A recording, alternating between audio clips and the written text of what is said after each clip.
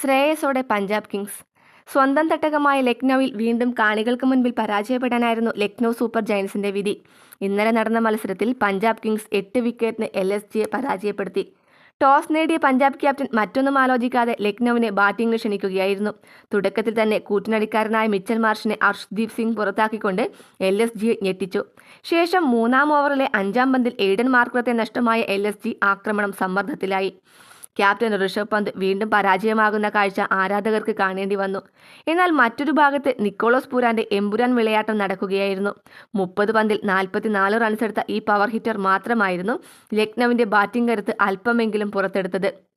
ചഹലിന്റെ പന്തിൽ മാക്സ്വെലിന് പിടികൊടുത്ത് നിക്കോളാസ് പൂരാൻ മടങ്ങുമ്പോൾ 89 റൺസായിരുന്നു ടീമിന്റെ സ്കോർ.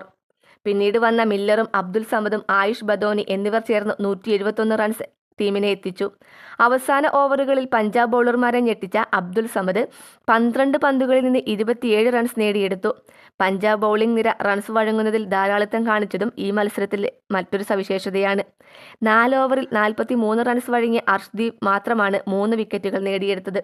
172 റൺസ് വിജയലക്ഷ്യം പിന്തുടർന്ന് ഇറങ്ങിയ പഞ്ചാബ് 26 റൺസിൽ എത്തി നിൽക്കുമ്പോൾ പ്രിയനിഷ് ആര്യയെ നഷ്ടമായി. പിന്നീട് ഓപ്പണിംഗ് ബാറ്റ്സ്മാനായി പ്രഭ്സിമ്രാൻ സിംഗിനൊപ്പം ചേർന്ന ക്യാപ്റ്റൻ ശ്രേയസ് അയ്യർ ടീമിന്റെ സ്കോർ ഉയർത്തി തുടങ്ങി.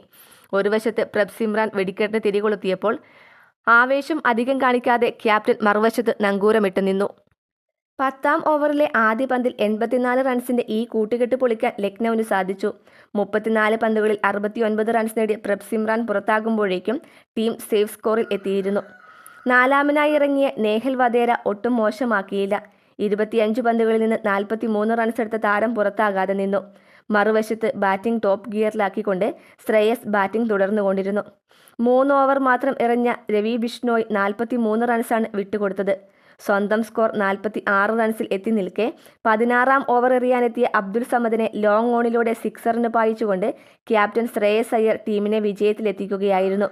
മത്സരം 8 വിക്കറ്റിന് വിജയിച്ച പഞ്ചാബ് പോയിന്റ് പട്ടികയിൽ 2-ാം സ്ഥാനത്തേക്ക് ഉയർന്നു.